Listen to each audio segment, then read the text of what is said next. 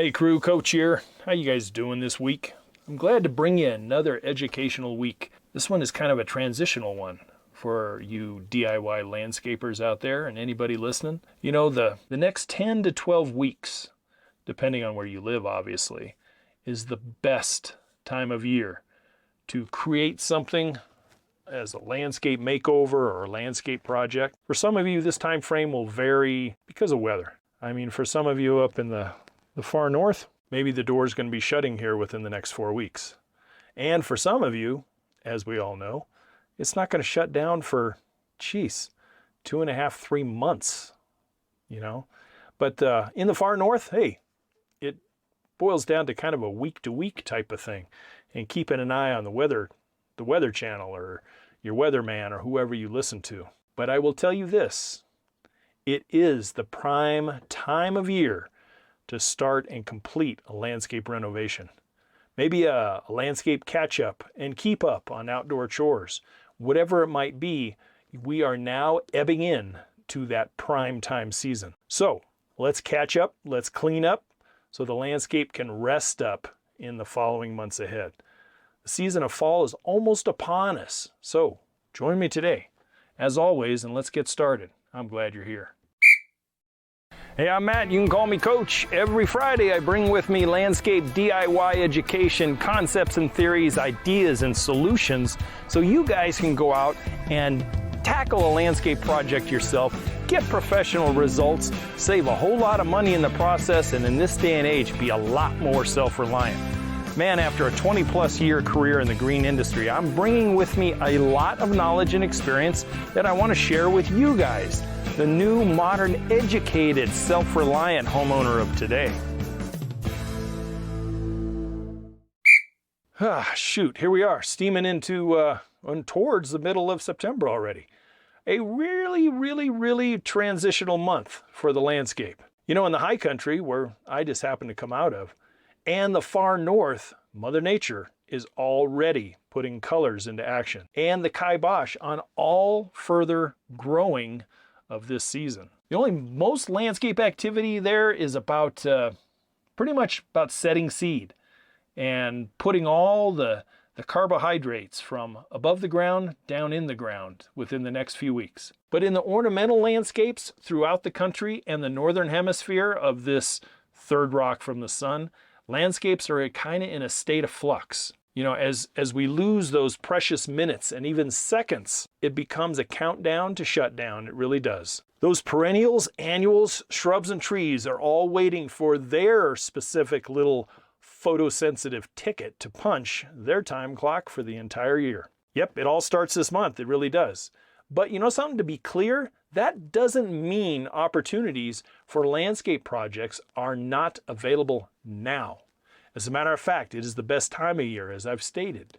Better than spring, summer, or winter. Here are a few of the reasons why this is so. Soon, if not already, weather has started to cool just a bit. This makes it easier on plant material and allows them to establish underground and not so much above ground, because no matter what plant it is also weather and daylight hours dependent. It really is. Number two, usually, foul weather is not upon us yet. So we can start and finish without a high risk of weather delays. Number three, plant availability is still relatively good within the retail nursery industry, maybe with a few exceptions. And also bulk materials are also in pretty good supply.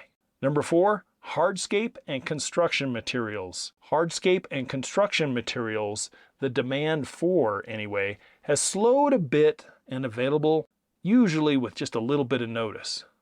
And I'm talking days or maybe weeks, you know, like a 7 or 10 day window, depending on what you're looking for. Now, with all this being said, it is not a time for delay or procrastination. If you guys have the ability, it's time to pull the trigger right now. You should have your budget and your design done.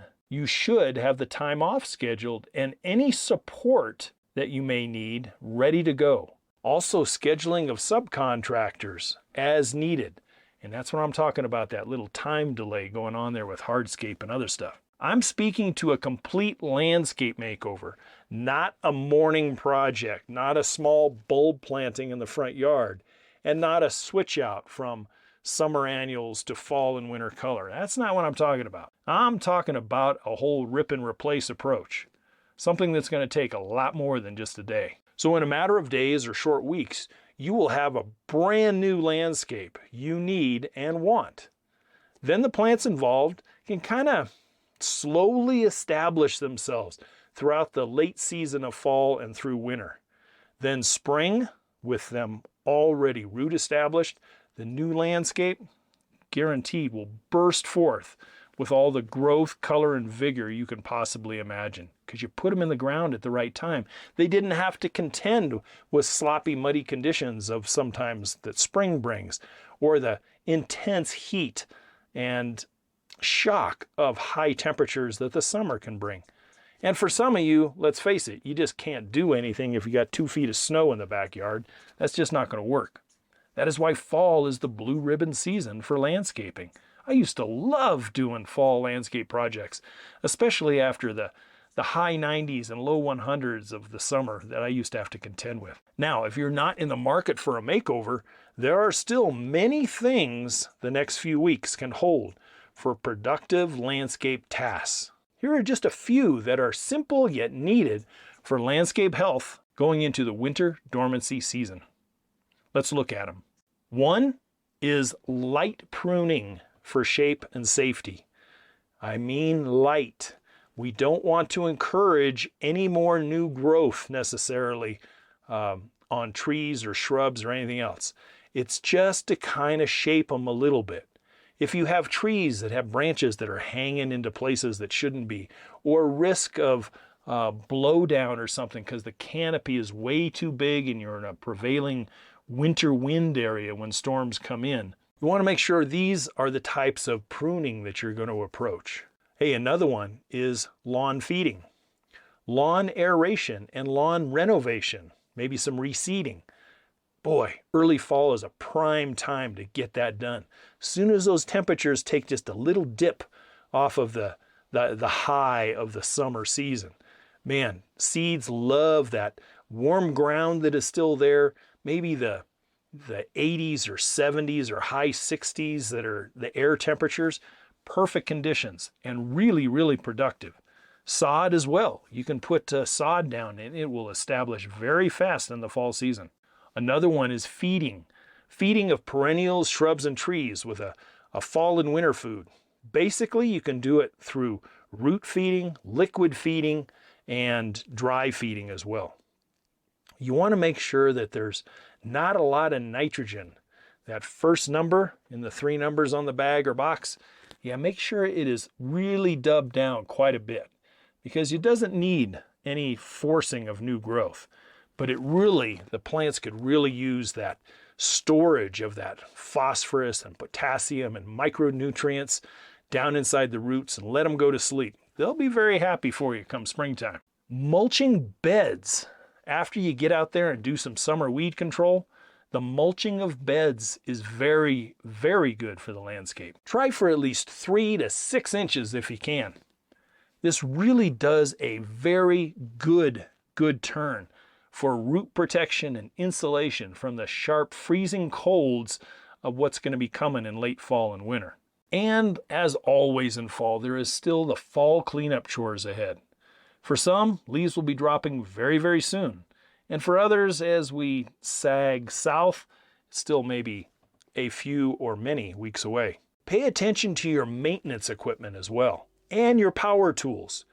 You know, by the time, I would say, by the time mid-October for some of you, mid-November for others, you know, it's time to change the oil in the mowers and the ride-on mowers, etc.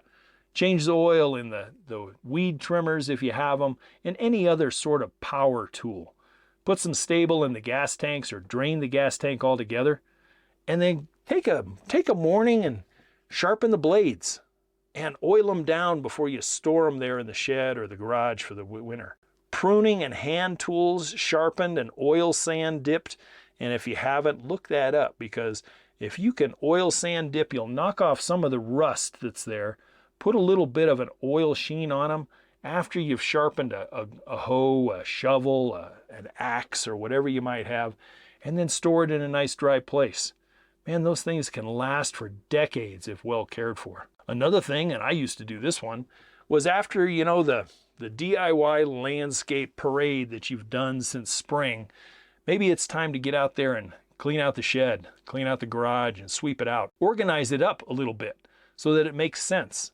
And then, just like the plants, just let them be for the rest of the season. Dump runs. Man, if you've been putting it off, and you could take a good load to the dump, put it in your pickup or a trailer, whatever you might have, and clean up the whole place. Once all the leaves are down, make that run. Even, this is a little off landscape topic, but not from my perspective, because if this isn't working well, you're not going to be doing crap with the landscape or the dump runs. And what I'm speaking about is your vehicle maintenance, like an oil change, like wipers change for the winter. Hey, this is one that's affecting us right now, and that is I got to go get some batteries. I got 5.5 years on my truck batteries, and it's time. And then check out and make sure your tires are in good shape, and if you're in a place that needs chains, that your chains are in good shape, and you just kind of, hedging your bets against the winter ahead. Finally, and for some of you newbies, make sure that you've winterized the irrigation system. Blow all the water that's in that system out, or have someone come and do it and teach you how to do it. And then next year, do it yourself. All these things are easily accomplished with a little bit of planning, a little bit of scheduling, scheduling the time, and they can all be done by yourself, usually in a couple of weekends. And I know football season is upon us, playoffs and World Series, all that other stuff. And it can all be squeezed in very easily. Either way, one way or another, the season is upon us for great landscape improvements and projects. Soon enough, the holidays will be here, the very short, cold days of winter, and the time will have slipped away. And the last thing you need is to have something not work next year when you need to call upon it. For most, at least kind of where I was at, and I was in about the 38th parallel in California, Halloween was kind of the cutoff date for major makeovers. This does not apply for those who are in the southern climes, down in the southern belt and southwest and even SoCal. It doesn't apply to you. When I was contracting, we were able to install landscapes about 11 months out of the year, depending on how much rain we got. This does not apply to up north, obviously. The frozen tundra of Lambeau Field up north, that's what I'm talking about. Up north, the Canadian border and further north. You guys turn to snow plowing and keep yourselves warm from one day to another, and that's a high on the priority. You're not worried about the landscape.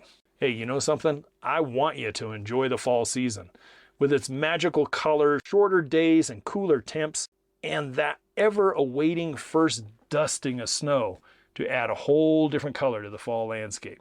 And that's what I have for you guys this week. If you have any questions, I'm only an email away. You can always show your support for this quality, free content and education. Check out the website or the YouTube channel with a few ducats, but, no pressure from here. A big shout out to Barbara for your support this past week. I very much appreciate it from the bottom of my heart. Hey, I will be back again next week. Thanks as always. As always, to your landscape success. Bye for now. I'll see you over on the YouTube channel.